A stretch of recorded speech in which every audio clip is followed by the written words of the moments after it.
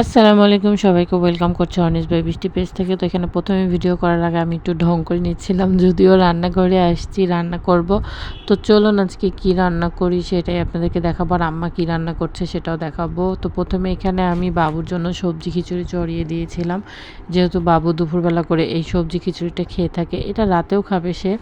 তো আমি এখানে সবজি খিচুড়ি চড়িয়ে দিয়ে পাশে দেখছি আম্মা এখানে শুটকি মাছ রান্না করবে, তাই সব মশলা পেঁয়াজ মরিচ দিয়ে একদম ভুনা ভুনা করছে। আর এটা একটা সবজি রান্না করেছে ফুলকপি, সিম, আলু, বেগুন দিয়ে শীতের সবজি। আর এই তো তারপর আম্মা গোসল করতে গেলে শুটকি মাছটা আমি রান্না করছিলাম। তার মধ্যে শুটকি মাছটা পেঁয়াজ মরিচের মধ্যে দিয়ে এই তো ভালোভাবে নাড়াচাড়া করে ভুনা ভুনা করে রান্না করছিলাম। আর এদিকে আমার যা হচ্ছে ভাত রান্না করে রেখে গেছে। অ্যান্ড তারপর হচ্ছে ভাতের মধ্যে তো মিষ্টি কুমড়াটা আম্মা দিয়েছিল ভর্তা খাওয়ার জন্য। তো আমি ভর্তা করার পর এই তো খাবার নিয়ে বসে পড়ি। আর এই তো আমার থালি রেডি। তো চলুন দেখা যাক কী কী নিয়েছি। ভাত, শসা, আর এটা হচ্ছে মিষ্টি কুমড়া ভর্তাটা অনেক ঝাল ঝাল করেছিলাম। আর এই তো শুটকি মাছের ভুনাটাও অনেক সুন্দর হয়েছে।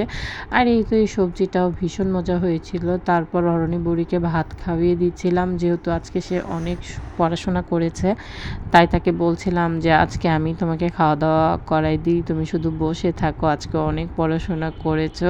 আর অরণি বুড়ি কিন্তু না শুটকি খেতে ভীষণ পছন্দ করে। তো যাই হোক, ও সব ধরনের খাবারই কিন্তু খায়, ওকে নিয়ে কোনো ঝামেলা নেই। অ্যান্ড অরণি বুড়ির খাওয়া দাওয়া শেষ হয়ে গেলে তারপর আমিও খেতে বসে পড়ি। আর আম্মার শরীরটা একটু খারাপ, সবাই আম্মার জন্য দোয়া করবেন। আর আমারও সর্দি লেগেছে, আর যেহেতু আজকে তরকারিগুলো অনেক ঝাল ঝাল হয়েছিল, তো অনেকটাই উপকার হয়েছে, ভালোই লাগছিল। আর শুটকি মাছ না একটু ঝাল ঝাল না হলে ভালোই লাগে না। তো আলহামদুলিল্লাহ আজকে এগুলাই ছিল আমার খাবার দাবার, অনেক মজা করে খাচ্ছিলাম আর নাক মুখ দিয়ে একদম পানি চলে আসছিল ঝালের জন্য।